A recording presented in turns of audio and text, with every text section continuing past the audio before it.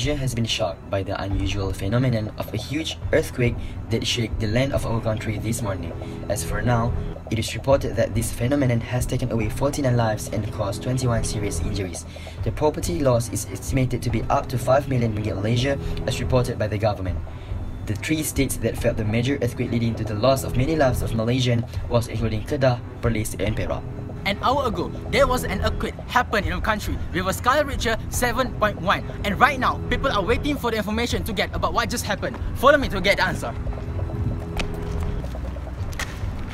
Sir, I want to ask you something. People are waiting for the information to get what was just happened to our country. Alright, so earthquake just attacked us an hour ago with 7.1 scale Richter. So we are the scientists, we are going to the meeting with the Prime Minister. So we are going to do our best to study this phenomena to save the humanity in future. Right now, the citizens of Malaysia are depending on our scientists to study about this huge phenomenon in order to discover this natural disaster. Our scientists are currently investigating and are searching for the best method to interpret this phenomenon through a mathematical modeling. The greatest effort and hard work is gambled in order for them to save the world.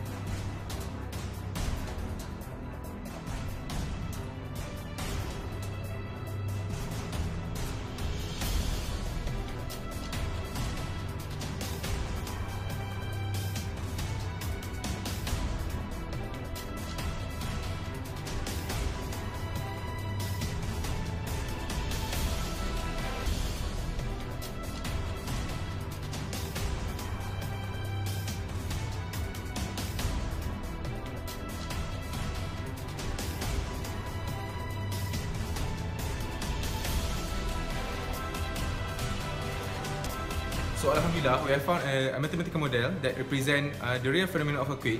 So, which is by using second order ordinary differential equation. So, let's come with me. So let me explain. So basically, this is our mathematical model that represent the real phenomenon of earthquake that attack our country today. So the general equation is mx double prime t equal to negative cx prime t minus kxt, where xt is the horizontal displacement with respect to time. This equation depends on three constants, which is m, c and k, which is where m is the mass of the floor, which is 400 kg. C is the damping coefficient, which is 2400 kg per second, and K will be the rigidity of the stiffness, which is 10,000 kg per second square.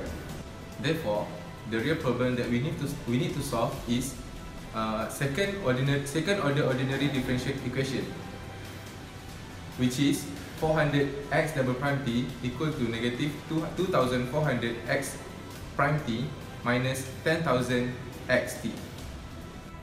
Okay, now we will show you how we solve the equation manually, and then we will show you how we solve the equation using mapper.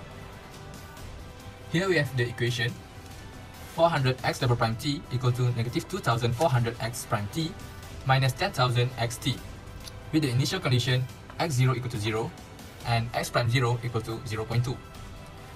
We do Laplace transform for both sides.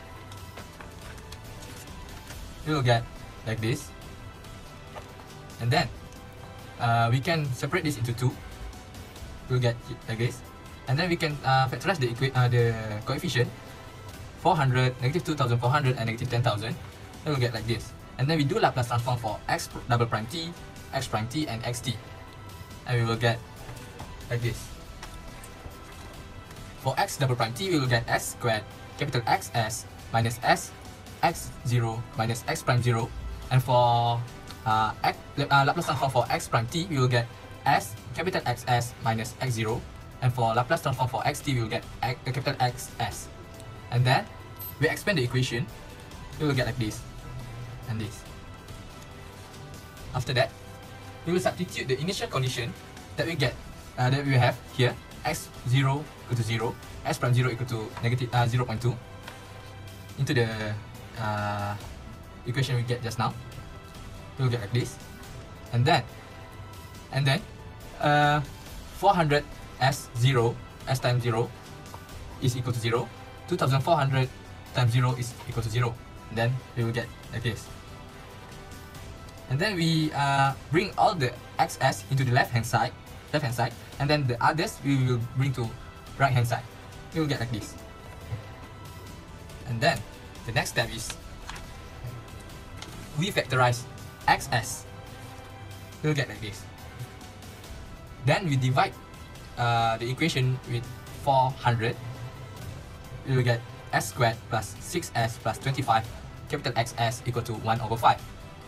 And then we bring this to the right hand side, which become capital XS equal to 1 over 5 multiple 1 over s plus 3 squared plus 4 squared. But this is not the final answer. We need to find xt, not only stop at capital XS. What we must do is inverse Laplace. We do inverse Laplace for both sides. That for capital XS inverse Laplace, we will get xt. And for the right hand side, inverse Laplace 1 over 5 multiplied by 1 over s plus 3 squared plus 4 squared. And then we bring out 1 over 5 and become like this. And then we proceed to the tricky part, which is we need to multiply the equation with 1. But in this case, we multiply with 4 over 4, which equals to 1.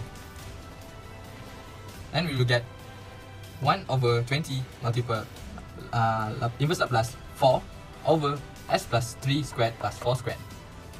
And then we know inverse Laplace for 4 over s plus 3 squared plus 4 squared is equal to exponent negative 3t sine 4t times by 1 over 20, which is equal to xt. This is the our final answer. For computer-aided solution, we use Maple to solve the problem and compare the answer that we get manually. We found out that the solution matched with the one that we had calculated manually. Therefore, the solution for the initial value problem is xt equal to 1 over 20 exponent negative 3t sine 4t. By using Maple, we can interpret the result graphically. This is the graph of xt. The graph shows that the vibration due to the earthquake is very high for almost 1 second. However, the earthquake only lasts about 1.5 seconds and the horizontal displacement of the building continue decreasing drastically and approaching zero. Alright, now we have come to the recommendation part. There are two ways we can do to reduce the vibration during earthquake. The first way is to increase the stiffness of the building. A stiffer building can be achieved by a proper selection of structural configurations. In other words, to choose a proper or a suitable material to make the structure of the building. Tubes, die grids, core-supported outrigger structures are the examples of materials that can be used, as they are considered to be more optimal solution than others. The second way is to apply damping to the building. For damping, a tuned mass damper or a harmonic absorber needs to be mounted in the building to reduce the amplitudes of the mechanical vibrations. Therefore, by applying these two methods, the impact of the earthquake can be reduced and to prevent the building from collapsing. Thus, many lives can be saved.